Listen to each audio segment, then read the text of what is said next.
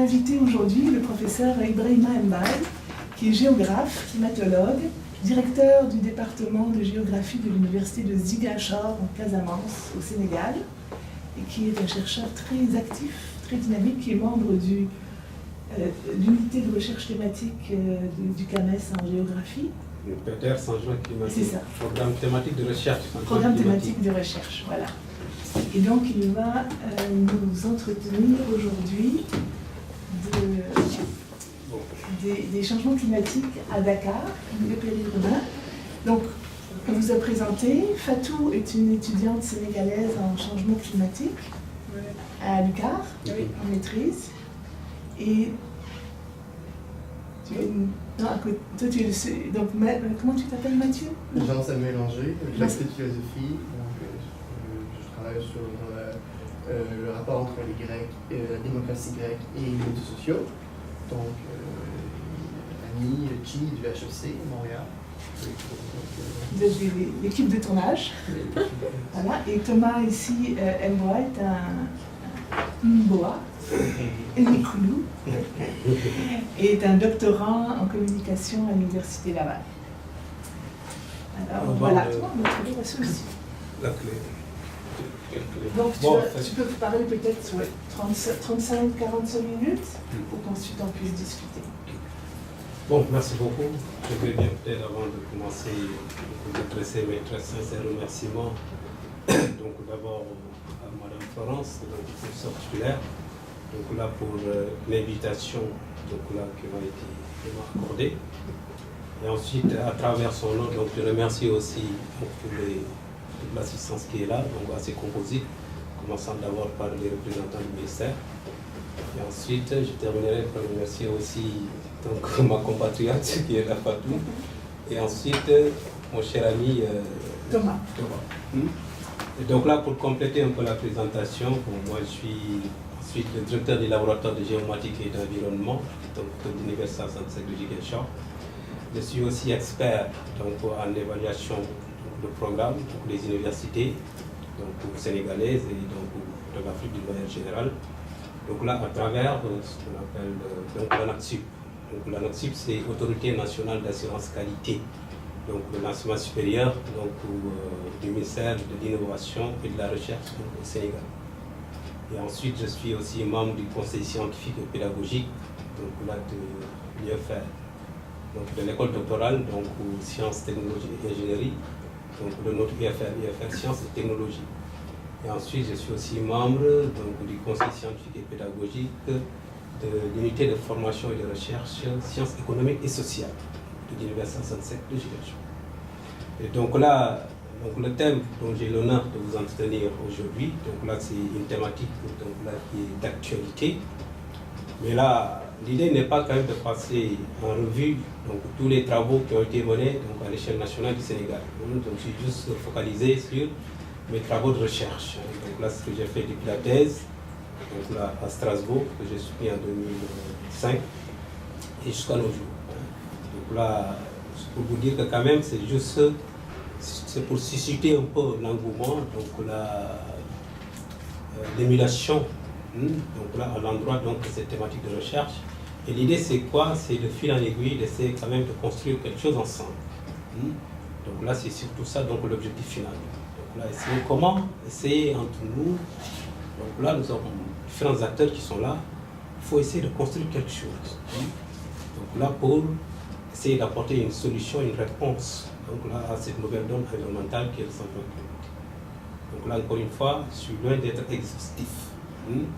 Juste un zoom sur quelques-uns de mes travaux de recherche. Donc là, changement climatique en milieu rural et urbain. Et donc là, pourquoi donc cette thématique? Donc là, je l'ai dit tantôt, c'est une thématique donc là, qui est d'actualité, ce qui justifie sa pertinence. Mais là, on s'est rendu compte que depuis quelques années au niveau du Sénégal, que les ressources naturelles quand même sont entamées. Entamées à la fois par l'action combinée qu'on appelle de la péjoration climatique, mais aussi vous avez ce qu'on appelle des pratiques sociétales qui sont souvent dommageables à l'environnement. Et là, à travers donc, cet exposé, je me suis focalisé sur le milieu rural à travers l'exemple de Niakhar, qui est une zone qui est située au niveau du centre-ouest du Sénégal, que je vais vous montrer tout à l'heure, mais aussi à travers donc, la ville de Ziguinchor, donc là qui est un exemple assez éloquent, donc, ou du moins là où la plupart de mes travaux en milieu urbain sont focalisés. Donc là, vous avez donc le plan de l'exposé, c'est juste donc, un petit rappel sur les changements climatiques, qu'est-ce que c'est que ces manifestations. Et ensuite, donc là, une approche méthodologique, quelles sont les données qui ont été collectées à travers mes travaux de recherche, les méthodes d'analyse. Donc là, il y a quelques-uns de mes résultats, donc à l'échelle du monde rural, l'exemple de Niakhar, et ensuite, vous avez un exemple aussi au niveau à l'échelle urbaine, avec la ville de Ziguinchor. Et là, enfin, je parlerai aussi de quelques stratégies d'adaptation communautaire, c'est-à-dire les stratégies donc, populistes qui sont développées par les populations. C'est des stratégies qui sont empiriques, mais quand même qui peuvent aider plus ou moins. Donc là, surtout dans le schéma décisionnel donc, des décideurs. C'est tout ça. Et ensuite, je terminerai donc, par les conclusions, ensuite dégager des perspectives pour voir qu'est-ce qu'on va asseoir ensemble. Et donc là, pour définir donc, de manière simpliste le changement climatique, donc là, je me suis dit qu'il faut peut-être présenter ce graphique. Il n'y a pas d'effet de serre. Donc là, vous avez vu, donc, bon, je suis un enseignant, je suis obligé de me connaître. Donc là, avec le rayonnement solaire, donc là, si les rayons donc, arrivent au niveau de l'atmosphère, et donc là, vous avez la totalité du rayonnement qui est réfléchi vers le cosmos. Et donc là, il n'y a pas d'effet de serre parce qu'il n'y a pas de gaz. Donc là, qui sont capables de retenir ce qu'on appelle donc les rayons incidents, le rayonnement incident ou le rayonnement solaire. Et là, on se retrouve donc avec moins 18 degrés. Et donc là, si la température de la planète serait de moins 18 degrés, ce qui serait invivable, on ne pouvait pas quand même vivre sur Terre. Parce que là, vous avez vu que la totalité du rayonnement solaire est réfléchie vers le cosmos. En revanche, la vie grâce à l'effet de serre. L'effet de serre, c'est quoi? Vous avez deux types d'effets de serre. Vous avez ce qu'on appelle l'effet de serre naturel, c'est-à-dire vous avez donc là une concentration donc, du CO2, de la vapeur d'eau et du méthane, etc., c'est-à-dire les autres gaz à effet de serre, qui sont dans l'atmosphère, mais qui permettent de réguler la vie sur Terre. Vous avez donc une partie donc là, qui est captée par donc là, ces gaz dont je viens de faire allusion, une petite partie qui est réfléchie, et cette partie qui reste au niveau de l'atmosphère, c'est ce qui permet de maintenir la température donc là, du globe à 15 degrés en moyenne. Et c'est ce qui permet quand même de rendre la vie sur Terre possible, sans quoi on ne pouvait pas quand même vivre sur Terre. Mais là, on s'est rendu compte, depuis quelques années, que quand même, il y a un renforcement donc là, de la teneur de ces gaz à effet de serre au niveau de l'atmosphère. Ce qui contribue de fil en aiguille à un déséquilibre. C'est pourquoi on parle donc d'effet de serre additionnel. Parce qu'il y a un renforcement donc, de la teneur des gaz dans l'atmosphère par les activités humaines. C'est quoi? Donc là, c'est les industries, donc ce qui rejettent. Mais aussi, vous avez au niveau surtout des pays en voie de développement, la déforestation. Vous savez, on sait très bien que l'arbre emmagasine donc le CO2 qui est rejeté. Mais une fois que l'arbre est coupé, ça libère donc du CO2. C'est ces gaz-là qui sont libérés qui contribuent donc à renforcer la teneur donc des gaz à effet de serre. C'est pourquoi on parle donc d'effet de serre additionnel. Et à partir de là, on peut définir donc le changement climatique comme étant, donc selon le GIEC, comme étant une évolution du climat, que ce soit d'ordre naturel ou d'ordre anthropique, c'est-à-dire lié aux activités humaines.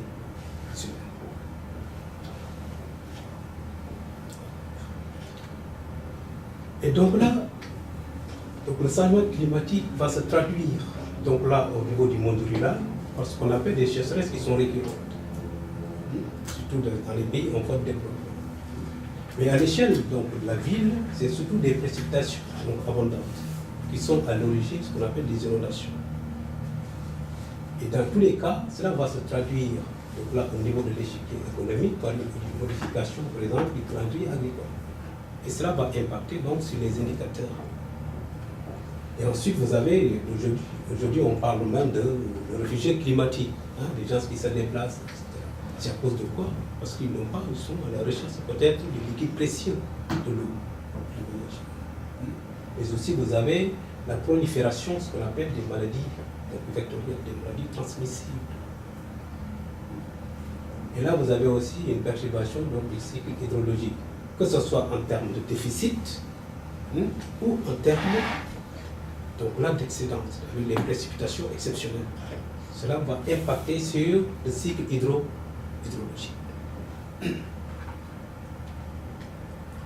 Donc là, au niveau de la méthodologie, donc là, nous avons quand même, durant nos travaux de recherche, donc je le disais depuis la thèse, nous avons collecté donc là, une série donc là, de données à l'échelle subdimensionnelle. Et là, ces données climatologiques coûtent excessivement cher au niveau du Sénégal, surtout au niveau de l'ANACIM. Donc là, vous ne pouvez pas, quand même, si vous n'avez pas de relations, s'en procurer gratuitement. C'est pas possible. Donc là, heureusement que quand même, j'ai essayé d'asseoir depuis ma thèse, ce qu'on appelle le réseau de travail avec ces gens-là. C'est la raison pour laquelle j'ai pu accéder donc là, à cette batterie de données. Donc là, aussi bien du point de vue de la pluviométrie, avec une série qui date de 1951-2006, et une série aussi de température, surtout à l'échelle machine. Et donc là, nous avons aussi essayé de faire un peu. Je me suis dit que quand même, il ne faut pas uniquement, quand on parle de changement climatique, les gens ont tendance à se focaliser uniquement sur des aspects scientifiques.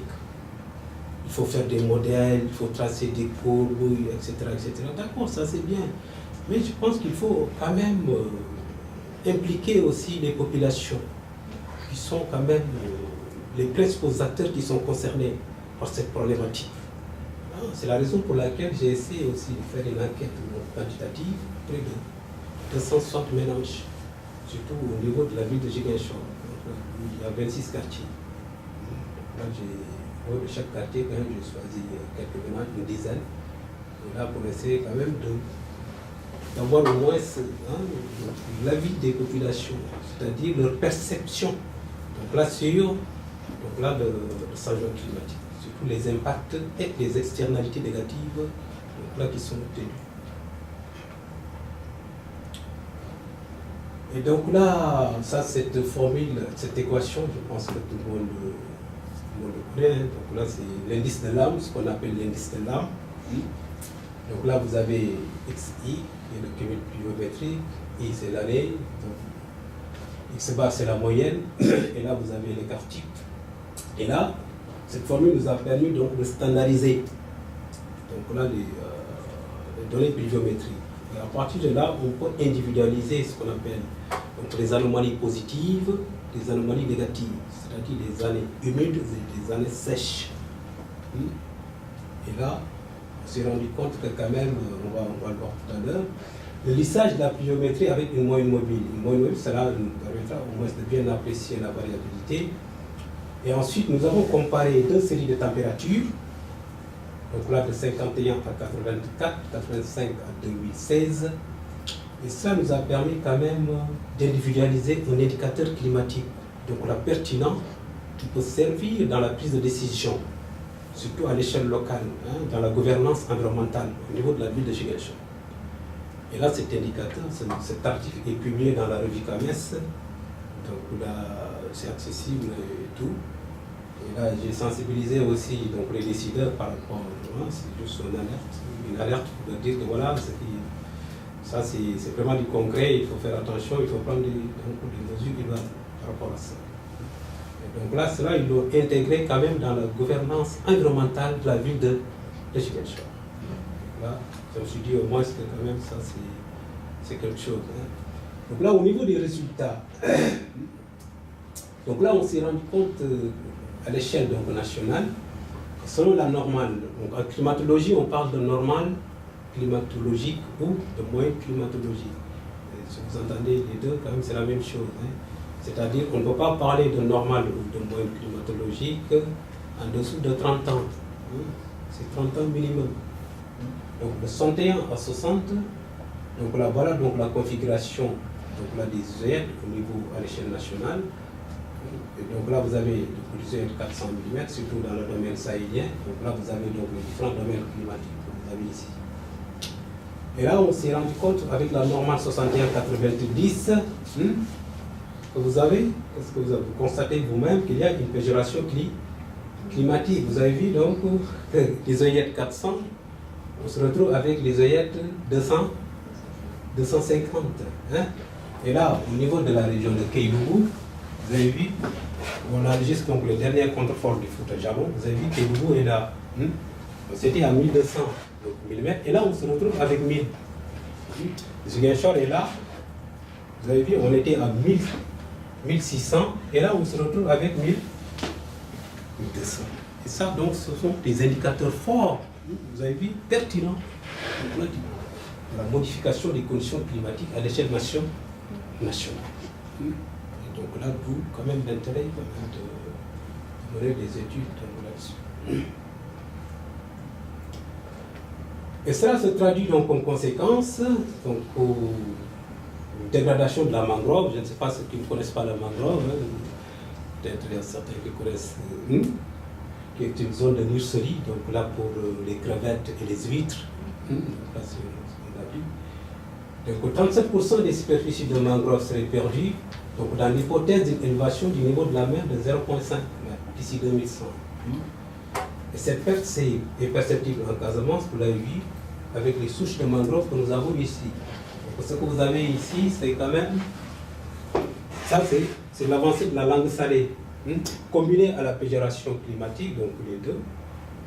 Vous avez vu, cela se traduit donc par l'état relictuel de la mangrove au niveau de la Casamance. Donc ça, quand même, ça commence à devenir un phénomène inquiétant chez nous. Et là, nous avons, en tant que scientifiques, quand même alerté un peu les décideurs là-dessus.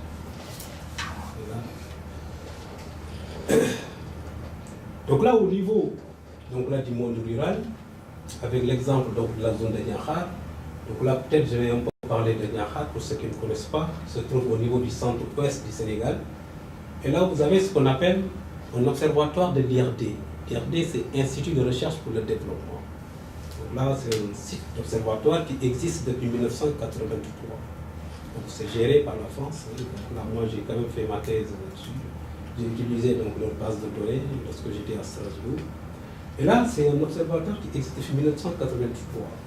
Et là, on y collecte donc de manière régulière, on appelle des données épidémiologiques, donc des données démographiques. Et là, le parent pauvre, surtout, c'est les données environnementales.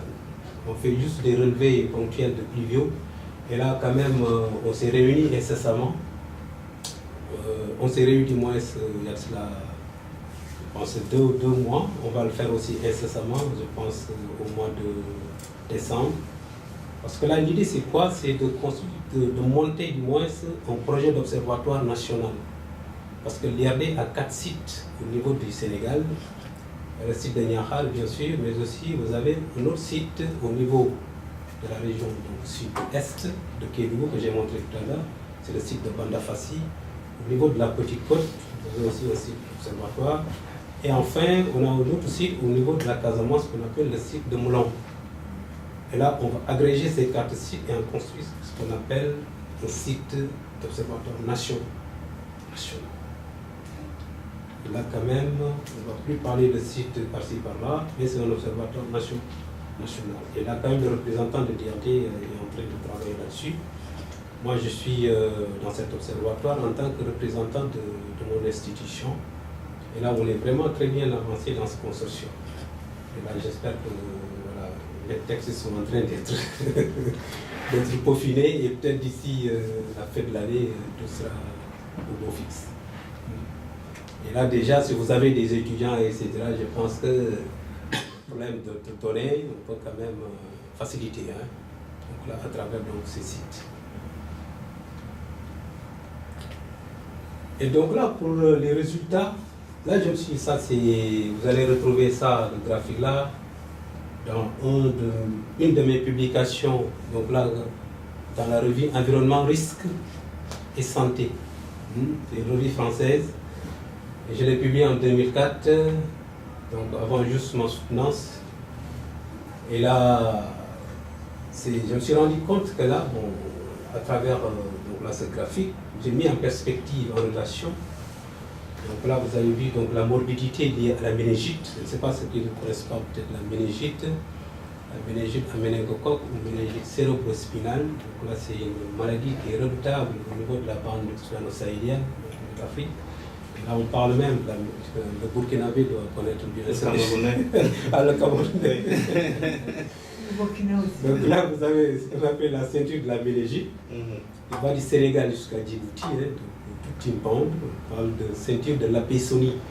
Donc on a dit nom du médecin qui l'avait quand même initié. Et là, j'ai mis en perspective donc, les cas de méningite. Pourquoi? En rapport avec l'hygrométrie, c'est-à-dire l'humidité relative, la température, vous avez donc les fréquences de jours de poussière, parce que tous ces facteurs-là, quand même, constituent ce qu'on appelle des facteurs incriminants. Donc, ils sont susceptibles d'impacter sur l'apparition de la maladie. C'est pourquoi je les ai mis en perspective. Et là, à partir de là, je me suis rendu compte qu'en dessous de moins 30%, donc là, le premier cas qu'on appelle cas inaugural de l'épidémie se déclenche. En dessous donc de moins 30%, donc là, vous avez donc,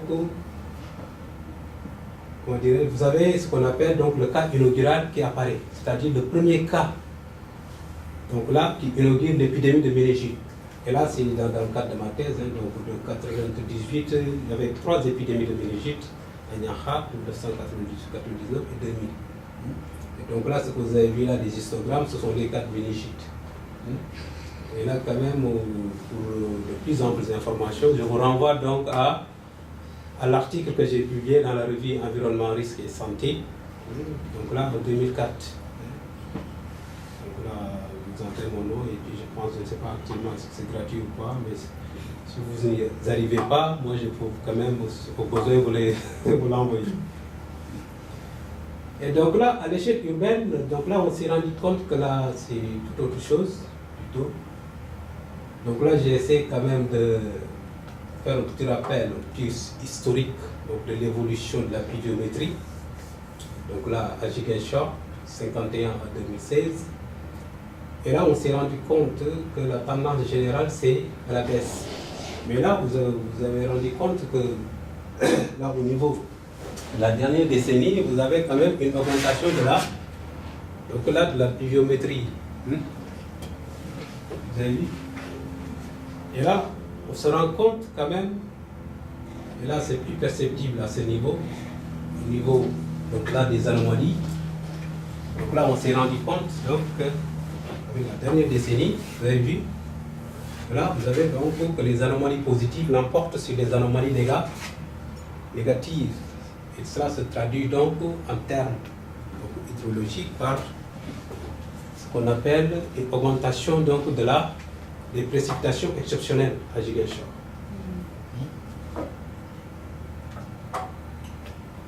Et voilà donc une étude sur la dernière décennie. Cela se traduit par un seuil d'une augmentation du cumul pluviométrique journalier supérieur à 1000 mm. Et là, on les qualifie quand même d'événements intenses. Donc les seuils de 10 mm dépassent largement donc, les seuils de 1 mm. Et cela a pour conséquence, donc, au niveau de la ville de Ziguinchor, ce qu'on appelle donc, des inondations. Ce que vous voyez là, c'est la ville de Ziguinchor. Donc là, Ziguinchor avec... voilà quoi. Et donc là, vous avez vu donc, l'impraticabilité des routes qui sont carrément coupées, des gens se patogent. Et cela va impacter donc, négativement sur l'économie locale. Les gens ne peuvent pas déplacer, les routes sont coupées carrément. Et là aussi les rizières sont envahies donc, par de l'eau, donc là, carrément, donc, la récolte est carrément détruite. Et cela impacte donc sur la production aussi. Donc on sait que quand même Ziguinchor, pour ceux qui connaissent, donc on a la base de l'alimentation du Diola, c'est le riz. C'est le riz en fait. Et cela se traduit donc négativement sur l'économie et sur l'alimentation aussi. Et là, une autre conséquence donc, négative, c'est le phénomène de ravinement, l'intensification, donc le ruissellement, au niveau surtout de l'espace périurbain. Donc là, vous avez vu, donc là, ce sont des chemins carrément qui sont creusés au niveau des quartiers. Et le plus souvent, ce sont les quartiers périphériques. c'est-à-dire les quartiers les plus pauvres. Donc les zones non édificantes, les gens s'occupent comme ça, en aveuglette, parce qu'ils n'ont pas assez de moyens. Donc là, une autre conséquence, c'est l'ensablement des rizières, avec le ruissellement. Donc là, vous avez vu, donc les eaux salient, donc transportent donc, du sable.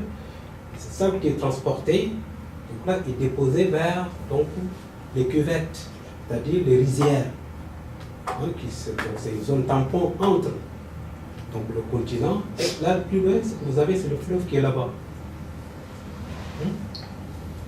Et là, avec l'ensablement des rizières, donc là, vous imaginez quand même des conséquences, donc là, qui peuvent, voilà, drastiques. Donc là, surtout l'alimentation de la population, qui utilise surtout le riz comme aliment de base, mais aussi l'emploi des jeunes.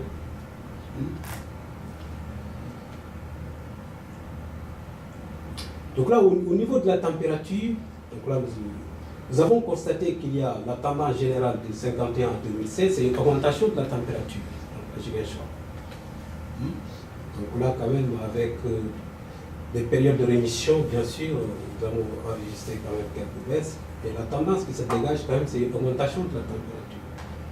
Et cela est surtout perceptible à travers donc, ce graphique-là. Nous avons fait une comparaison entre deux séries. Donc 51, 84, 85, 96. Et là, on s'est rendu compte qu'il y a une élévation de la température de 0,1 degré. Et là, vous imaginez quand même les externalités négatives, non seulement sur la santé, donc surtout avec le cancer de la peau que cela peut occasionner, surtout, mais aussi au niveau de l'industrie touristique, donc là, les touristes qui se déplacent, etc. La plupart sont au courant de ça. Et le pic est surtout enregistré pendant donc, les mois avril-mai, où il fait excessivement chaud à Ziguinchor. Avril-mai, c'est vraiment, il faut l'éviter. Donc là, pour ceux qui... Et le reste, quand même, février, décembre jusqu'à février, mars, c'est bon. À partir d'avril-mai, franchement, c'est pas recommandé. C'est 6 mois chaud. Et moi qui est là-bas depuis, je suis de Dakar, et depuis je souffre même parfois, parce que je n'ai pas vraiment d'habitude. Ensuite, quand il vient fraîchement de Strasbourg. Et donc là, nous avons aussi là un schéma qui nous présente un peu la perception des impacts environnementaux du changement climatique au niveau de la ville de Ziguinchor.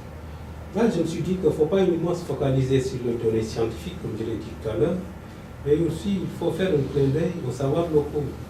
C'est certes des savoirs qui sont empiriques, mais là qui peuvent énormément aider. Parce qu'on ne parle plus de recherche fondamentale actuellement, mais de recherche-action. Et les actions concrètes, c'est le privilège de la population qui font le suivi sur le terrain. Donc là, il y a l'intérêt quand même de les impliquer. Et là, nous avons essayé quand même de recueillir leur avis. Et là, on s'est rendu compte quand même que c'est la baisse de la pluviométrie ou la péjoration climatique qui l'emporte donc sur les autres, avec l'augmentation, suivi de l'augmentation de la température et des inondations. Et donc là, c'est normal la baisse de la pluviométrie, parce que là, depuis quelques années, Ziguinchor ne connaissait pas cette nouvelle donne. Franchement, c'était une zone humide tout le temps. Et là, depuis plus d'une dizaine d'années, on s'est rendu compte que franchement, non seulement les poussières éoliennes s'installent précocement, mais aussi quand même il y a un retard, surtout sur l'hivernage, sur la saison pluvieuse. Et là, c'est senti au niveau quand même du calendrier agricole des paysans, et par conséquent donc, sur les activités risicole. Donc les inondations, ils ne les voient pas comme le fait qu'il y a des très grosses pluies, mais ils voient plus qu'il y a moins de pluie. Ça, c'est les perceptions. C'est les perceptions, oui. Donc ils ont plus l'impression qu'il y a moins de pluie. Qu'il y a moins de pluie. Même si, en fait, il y a plus de pluie à cause des grosses pluies. C'est ça. Mais eux, pourquoi? Parce que ce qui les intéresse surtout, c'est le Diola, ce qui les intéresse, c'est uniquement sa parcelle risicole. S'il voit des stigmates, vous avez vu, la péjoration climatique, c'est forcément qu'il va incriminer du moins la péjoration climatique. C'est la raison pour laquelle les inondations et machin, c'est pas ça leur problème. mais c'est surtout la production risicole. Est-ce que les inondations... Mais, Est-ce que les inondations, ça arrive, ça touche les rizières? Parce que si j'ai bien compris, les rizières, c'est en dehors de la ville, en fait. Oui, les rizières, c'est une zone tampon entre le fleuve, que j'ai montré tout à l'heure, et quand même les quartiers centraux. Voilà. Et les inondations, on les retrouve surtout dans une partie quand même de l'espace périurbain. Mais là-bas, c'est pas du tout, il n'y a pas de périmètre risicole à ce niveau. Ok, c'est pour ça peut-être qu'ils ne ressentent pas les effets des inondations. Des inondations, c'est ça. C'est ce que je disais, que l'activité principale là-bas, c'est quoi? C'est la riziculture. Donc là, la population prête plus d'attention à la production risicole qu'à autre chose.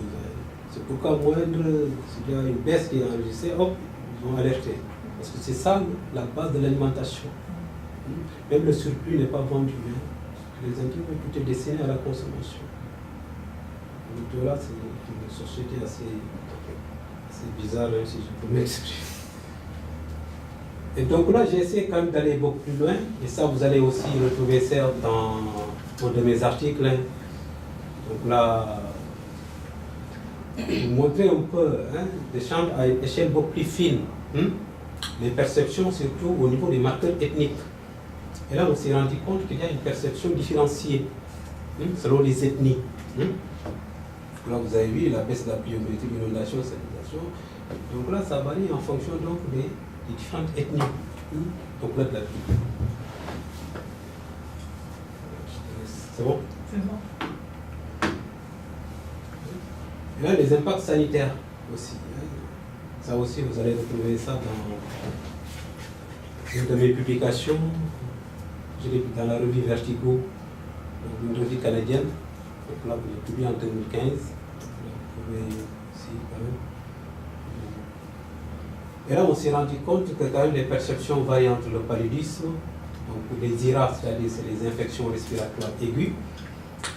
Vous avez donc la diarrhée et l'hypertension artérielle, ce qui est tout à fait normal, qui est en phase surtout avec l'élévation de température. Il fait extrêmement chaud à Ziguinchor, sauf que quand même, ça c'est une pathologie qui est récurrente à Ziguinchor.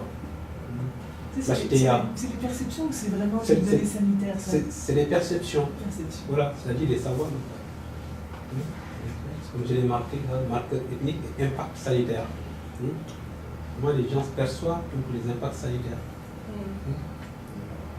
C'est juste à Ziguinchor? Oui, c'est juste à Ziguinchor, au niveau de la ville. Des 260 ménages? Oui. D'accord. Ouais. Au niveau des adaptations, donc là aussi j'ai recueilli pas mal d'avis auprès des populations, toujours donc les savoirs locaux. Et là on voit quand même que la plupart de la population interrogée quand même végète dans l'ignorance carrément. Ils ne connaissent pas quand tu parles d'adaptation, puisque là on ne sait pas. Comment il faut faire pour s'adapter, les gens ne savent pas. 57%. D'autres parlent de reboisement, c'est tout à fait normal, parce que pour eux, quand même, c'est à travers le reboisement qu'on peut avoir un retour à la normale de la pluvio, pouvant impacter positivement sur la production risicole. Vous avez aussi d'autres qui te parlent, je ne sais pas, des digues de protection, ce qui n'est pas mal. Souvent, c'est des digues traditionnelles, les gens utilisent, c'est des sacs de sable qu'on met là, juste pour atténuer donc les effets des inondations. D'autres parlent d'engrais, pour impacter sur la production, augmenter un peu les rendements. Mais les gens ne savent pas que aussi les engrais, voilà, on peut avoir des externalités positives, accroître les rendements, mais aussi vous avez quand même le revers de la médaille. Donc les produits chimiques qui sont utilisés peuvent impacter négativement aussi sur non seulement donc l'environnement, donc les écosystèmes naturels, mais aussi contaminer directement donc la nappe phréatique que nous utilisons comme eau de boisson chez nous. Et il y a ça, mais aussi il y a un autre élément donc là qui complique davantage, c'est l'avancée du biseau-salé. L'avancée du biseau-salé, c'est-à-dire la langue salée. Donc là, en marée haute, vous avez vu, vous avez le continent qui est envahi, qui se retire, et là vous avez quand même l'eau salée qui reste. et là qui contribue carrément à la nappe phréatique. Donc là, vous avez donc un cocktail assez terrible. Et si vous allez à Ziguinchor, voilà, l'eau est tellement saumâtre maintenant que les gens achètent de l'eau partout, ou bien vous avez maintenant, je ne sais pas, quelques forages de par-ci par-là, les gens s'approvisionnent en eau potable. Parce que là, la nappe est carrément entamée par le biseau salé.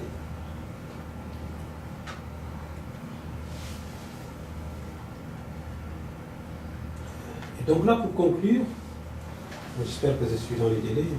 Il faut dire que le changement climatique est une réalité donc, au Sénégal, comme on l'a montré tout à l'heure. Donc là, en milieu rural, cela a comme externalité donc, négative une déprise agricole, une insécurité alimentaire, et donc là des problèmes nutritionnels. Donc sévère surtout c'est les couches sociales les plus vulnérables, notamment donc, les enfants de moins de 5 ans, et un déplacement saisonnier parfois massif de population. Et ça, si vous allez à Dakar, surtout la plupart des vols des domestiques que vous avez, ils viennent souvent de la zone de Niakhar. Souvent des domestiques. Donc là, l'autre phénomène donc, récurrent, surtout à ce niveau, au niveau du monde rural, c'est les vents de sable. Donc, ce sont de fil en aiguille, une recrudescence donc là, du phénomène poussière. Et cela est un facteur favorisant la méningite. Et récemment, plus tard que l'année surpassée, il y avait une épidémie de méningite au Sénégal et l'épicentre, c'était la zone de Niakhar. Maintenant, à l'échelle urbaine, on s'est rendu compte que donc, la température donc, là, monte donc, de 0,1 degré, avec comme externalité, comme impact négatif, vous avez aussi les inondations, la salinisation des parcelles, surtout au niveau de l'espace périurbain. Mais le climat, la question qu'il faut se poser, peut-il tout expliquer? Est-ce que le climat peut tout expliquer? Moi, je dirais non. Pourquoi? Parce que vous avez des pratiques qui sont dommageables aussi à l'environnement. Des facteurs comportementaux, comme ce que vous avez ici à Ziguinchor. Des gens comme mode d'évacuation des ordures, des gens ce qu'on appelle de l'incinération. Et cela peut impacter négativement sur la santé humaine avec l'émergence qu'on appelle des maladies respiratoires. Là, vous avez, là c'est un habitat précaire qui est là. Donc là, qui atteste bien la pauvreté. Là, c'est au niveau de l'espace périurbain. Mais là, vous avez une zone inondable, des zones non édificantes qui sont quand même habitées par une frange assez importante de la population. Une population très pauvre. Et là, c'est un canal à ciel ouvert qui est utilisé comme un dépotoir d'ordures. Où les gens se jettent carrément des eaux. Et là, ce sont des pratiques quand même abandonnées. Mais quelles mesures à prendre? De manière globale, à mon avis, il faut réduire les émissions de gaz à effet de serre, favoriser les énergies renouvelables, qu'on appelle l'énergie éolienne, solaire, marémotrice, hydroélectrique, développer et améliorer les transports en commun, depuis 25% des émissions de CO2, adapter donc l'architecture et les matériaux au climat, enfuir le CO2, ce qui n'est pas le plus facile, issu des émetteurs, mais surtout sensibiliser donc, les populations qui changent de comportement à l'endroit de l'environnement. Là, sur ce, je vous remercie de votre aimable attention. Et là, je vous dire que quand même, l'évolution du climat a carrément changé donc, nos habitudes vestimentaires. En 1920, on portait ça comme sous-fesse. Vous avez vu, et maintenant, les filles, les femmes, ont depuis la début l'habitude de porter des strings carrément, parce qu'il fait extrêmement chaud. Sur ce, je vous remercie.